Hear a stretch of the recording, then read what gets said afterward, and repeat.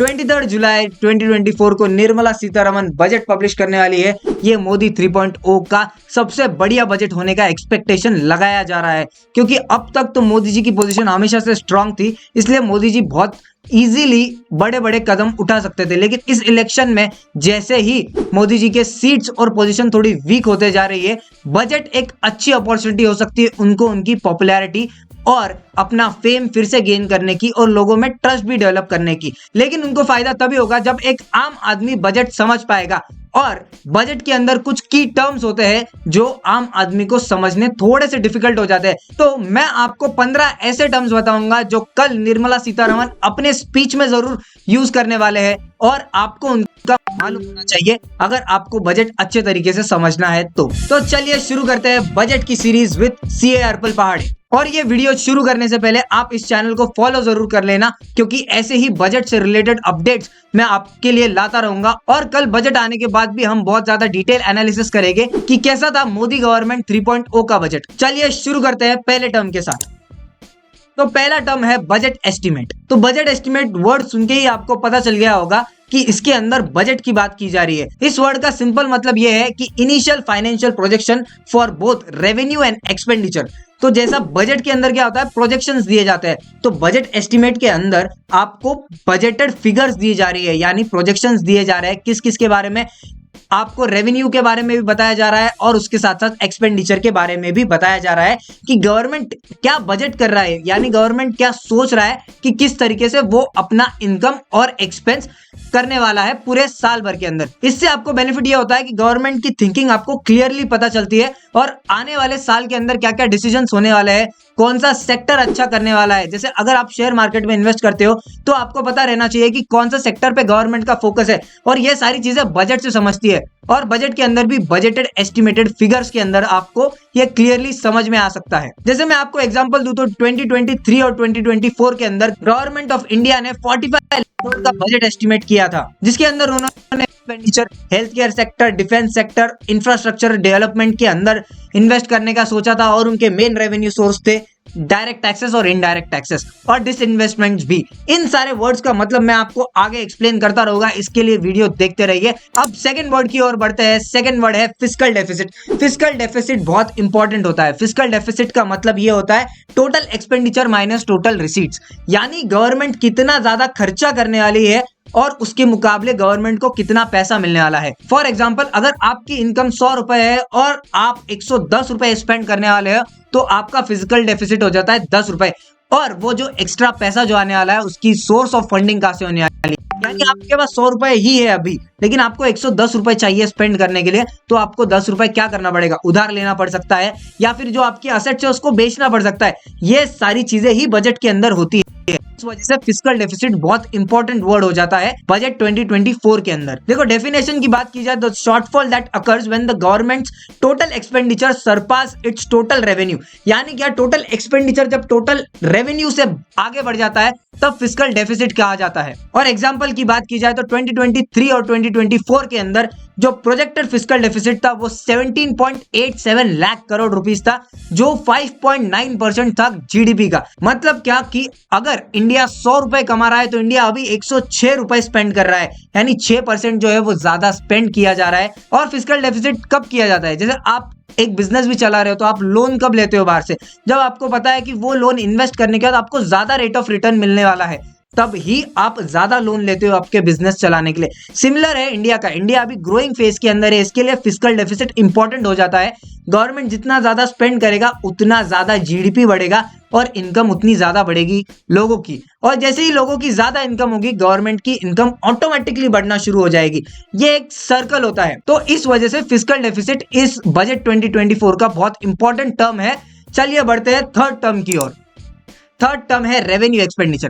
देखो एक्सपेंडिचर दो टाइप्स के होते हैं, रेवेन्यू एक्सपेंडिचर और कैपिटल एक्सपेंडिचर। रेवेन्यू एक्सपेंडिचर मतलब क्या, expenses that government incurs for the routine functioning and maintenance which does not result in asset creation. This includes salaries, subsidies, interest payment. यानी क्या रोज का जो गवर्नमेंट को चलाने का खर्चा है उसको कहेंगे हम revenue expenditure. For example government को चलाने के लिए क्या चाहिए, गवर्नमेंट एम्प्लॉइज को सैलरी देनी पड़ती है, फिर बहुत सारे सब्सिडीज देती है गवर्नमेंट, तो सब्सिडीज भी रेवेन्यू एक्सपेंडिचर के अंदर आती है। गवर्नमेंट ने जो बोरोइंग करी है उस पर इंटरेस्ट पेमेंट करना पड़ता है, ये सारा रेवेन्यू एक्सपेंडिचर के अंदर आता है। यानी सिंपल लैंग्वेज में बताऊं तो ऐसा एक्सपेंडिचर जो कोई भी असेट क्रिएट नहीं कर रहा है। देखो क्या हुआ, सैलरी देके कोई एसेट क्रिएट हुआ, सब्सिडी देके कोई एसेट क्रिएट हुआ, इंटरेस्ट पेमेंट देके कोई एसेट क्रिएट हुआ? नहीं, इन सबसे कोई एसेट क्रिएट नहीं हो रहा। अगर आपको आइडेंटिफाई करना है कि ये एक्सपेंडिचर रेवेन्यू एक्सपेंडिचर है कि कैपिटल एक्सपेंडिचर है, तो आपको ये देखना जरूरी है कि क्या वो एक्सपेंडिचर से असेट क्रिएट हो रहा है। अगर वो एक्सपेंडिचर से असेट क्रिएट हो रहा है तो वो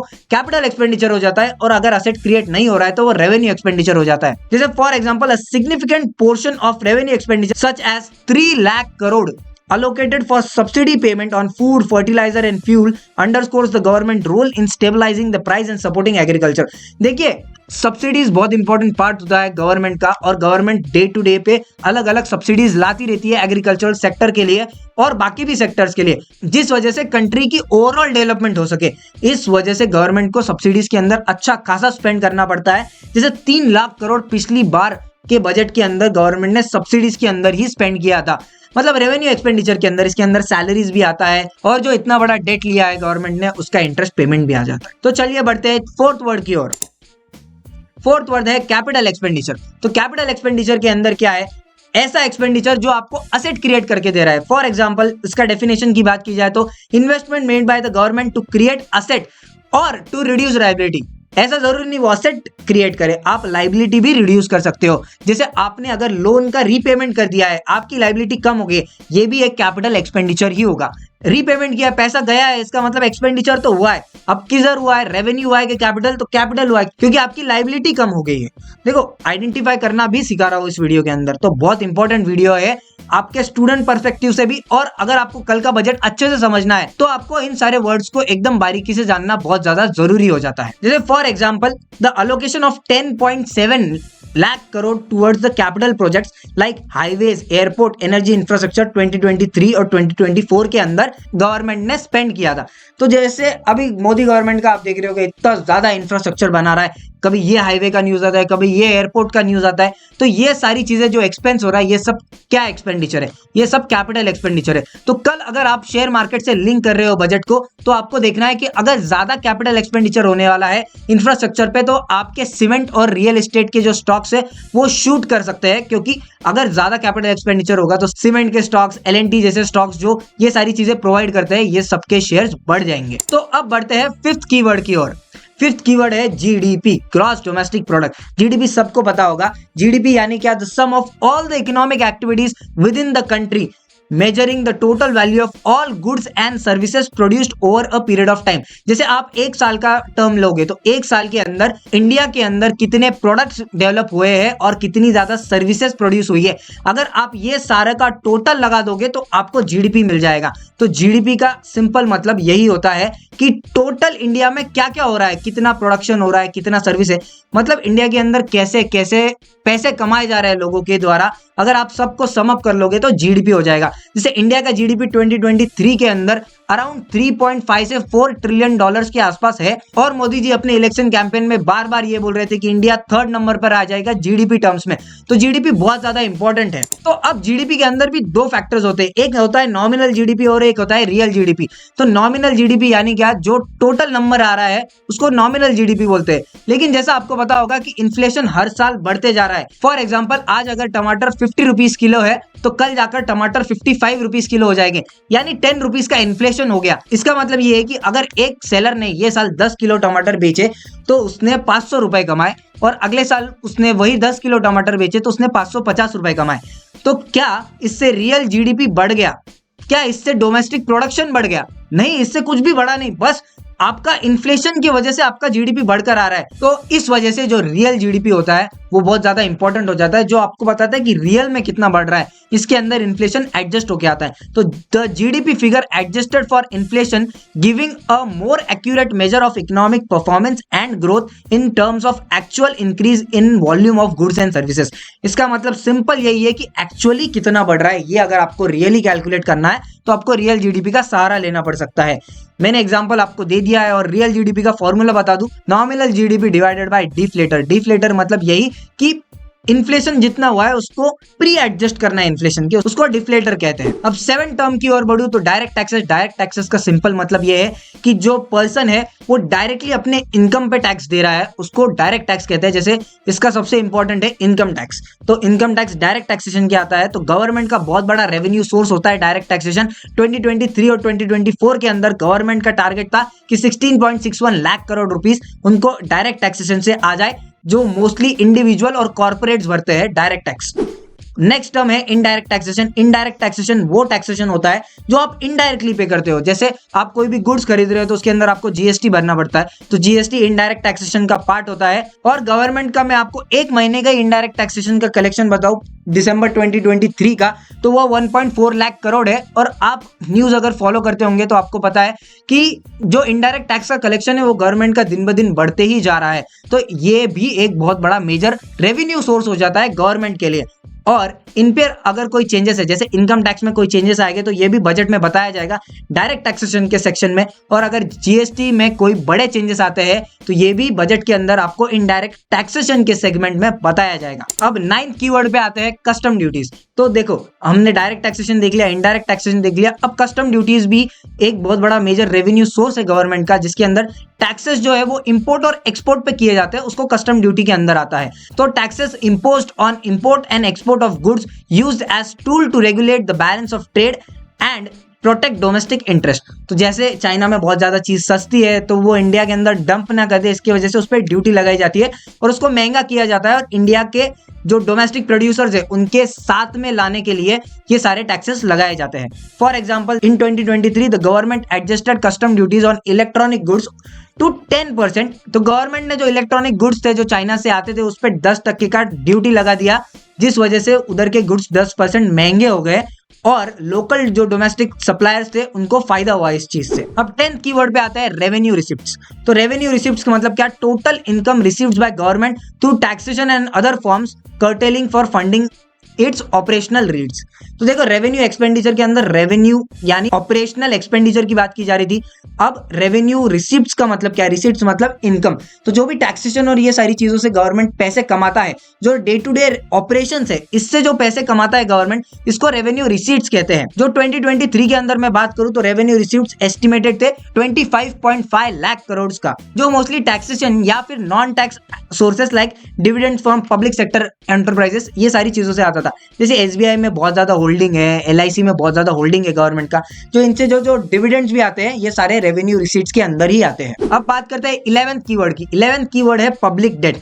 पब्लिक डेट यानी क्या, total liabilities incurred by government through borrowing from domestic and international market. यानी कि अब गवर्नमेंट कितना पैसा उठा रहा है, गवर्नमेंट दो जगह से पैसा उठा सकता है, एक इंटरनेशनल मार्केट से बाहर से या फिर डोमेस्टिक मार्केट से यानी इंडिया के अंदर से ही पैसा उठा सकता है। तो अगर गवर्नमेंट को लग रहा है कि उनके पास पैसा कम है तो गवर्नमेंट क्या करेगा, बॉन्ड्स इश्यू कर सकता है या फिर इंटरनेशनल लोन ले सकता है या फिर प्रोजेक्ट फाइनेंसिंग भी कर सकता है। जैसे नितिन गडकरी बोलते हैं कि मुझे पैसे की कोई कमी नहीं है। वो क्यों बोलते हैं, क्योंकि उनके पास ये इंस्ट्रूमेंट है पब्लिक डेट का, वो जब चाहे तब इससे पैसा रेज कर सकते हैं और उनके सारे इंफ्रास्ट्रक्चर के प्रोजेक्ट्स पूरे कर सकते हैं। तो अब नेक्स्ट कीवर्ड आता है प्राइमरी डेफिसिट। तो देखो यार बजट के अंदर 3 टाइप के डेफिसिट होते हैं, रेवेन्यू डेफिसिट, फिस्कल डेफिसिट और प्राइमरी डेफिसिट। रेवेन्यू डेफिसिट और फिस्कल डेफिसिट के बारे में हमने बात किया। अब प्राइमरी डेफिसिट, तो इन तीनों को जब मिला दिया तब बजट डेफिसिट बनता है। प्राइमरी डेफिसिट जो होता है measures the fiscal deficit excluding interest payment, indicating how much government borrowing is going towards new spending rather than servicing old debt. यानी क्या, गवर्नमेंट ने अब समझो 100 रुपए उठाए हैं मार्केट से, नए फ्रेश 100 रुपए उठाए, तो इसके अंदर गवर्नमेंट जो है ये 15 रुपए जो है ये पुराना जो लोन है उसका इंटरेस्ट चुकाने के लिए या फिर लोन चुकाने के लिए यूज करने वाला है। तो जो 85 रुपीज है ये जो है ये हो गया आपका प्राइमरी डेफिसिट। जैसे फॉर एग्जांपल प्राइमरी डेफिसिट जो था इंडिया का वो 9.87 लाख करोड़ रुपीस था 2023 और 2024 के बजट के अंदर। अब 13th वर्ड की बात की जाए तो सब्सिडी। तो सब्सिडी का मतलब तो सबको ही पता है कि government grant to help to reduce the cost of services and commodities for public such as energy, food, health, infrastructure. जैसे फॉर एग्जाम्पल बहुत सारी सब्सिडीज इंडिया में किसान को दी जाती है, क्यों, क्योंकि फूड प्राइसेस कम रहे। अगर फूड प्राइसेस बहुत ज्यादा बढ़ जाएगी तो बहुत ज्यादा इन्फ्लेशन आने के चांसेस हो जाते हैं एक इकोनॉमी के अंदर। अब बात करते हैं 14th कीवर्ड की, डिसइन्वेस्टमेंट। डिसइन्वेस्टमेंट आजकल बहुत ज्यादा चर्चाओं में रहता है। डिसइन्वेस्टमेंट मतलब क्या कि गवर्नमेंट के पास जो जो असेट्स है गवर्नमेंट उसको बेच रहा है और वो असेट बेच के पैसे कमा रहा है। जैसे फॉर एग्जांपल गवर्नमेंट के पास LIC के अंदर बहुत ज्यादा शेयर था, तो जब IPO आया तब गवर्नमेंट ने अपना 5% शेयर जो था वो सेल किया था LIC के अंदर। BPCL के अंदर भी बहुत सारी न्यूज आती रहती है कि इसका डिसइन्वेस्टमेंट होना है। तो ये सारे जो भी टारगेट्स है ये बजट के अंदर बताए जाते हैं, और अगर बजट के अंदर बहुत ज्यादा हेवी डिसइन्वेस्टमेंट बताया जा रहा है तो इस वजह से जो उससे रिलेटेड जो शेयर्स है गवर्नमेंट कंपनीज के, उनके शेयर भागने के चांसेस और भी बढ़ जाते हैं। जैसे अगर गवर्नमेंट ने BPCL का डिसइन्वेस्टमेंट का बात किया तो BPCL शॉर्ट 10 से 15% बढ़ सकता है। ये कोई इन्वेस्टमेंट पर्पस के लिए नहीं बता रहा हूं, मैं आपको बता रहा हूं कि डिसइन्वेस्टमेंट का इंपैक्ट क्या आता है शेयर मार्केट पर। और 15th वर्ड है कैपिटल रिसीट। जैसे हमने रेवेन्यू रिसीट्स देखा था जो डे टू डे ऑपरेशन से आते हैं, तो कैपिटल रिसीट्स वो रिसीट्स है जो आपको कैपिटल असेट्स बेचने से आते हैं। जैसे हम बोल रहे थे कि डिसइन्वेस्टमेंट जब करते हैं तब उनसे जो पैसे आ गए वो कैपिटल रिसीट के अंदर आ जाता है। फिर recoveries of loan, borrowing, for example government सिर्फ लोन लेता नहीं है, गवर्नमेंट लोन देता भी है, तो जब लोन दिया उनसे जो रिकवर हुआ पैसा वो भी आपका कैपिटल रिसीट के अंदर आ जाएगा। तो इस तरीके से हमने पूरे 15 कीवर्ड्स देख लिए, और ये 15 कीवर्ड्स कल आपको बहुत ज्यादा काम आएंगे। कल का बजट अगर आपको अच्छे से समझना है तो ये 15 कीवर्ड्स आपके लिए बहुत ज्यादा इंपॉर्टेंट होने वाले हैं। तो इस वजह से इतनी इंपॉर्टेंट इंफॉर्मेशन अपने फैमिली व्हाट्सएप ग्रुप पर और अपने फ्रेंड्स के साथ जरूर शेयर करना। चलिए मिलते हैं कल इस बजट के सेकेंड एपिसोड के अंदर, जहां हम बजट का की एनालिसिस करेंगे। तब तक इस चैनल को लाइक, शेयर और सब्सक्राइब जरूर करिए, और हाँ, शेयर करना मत भूलिए। जय हिंद।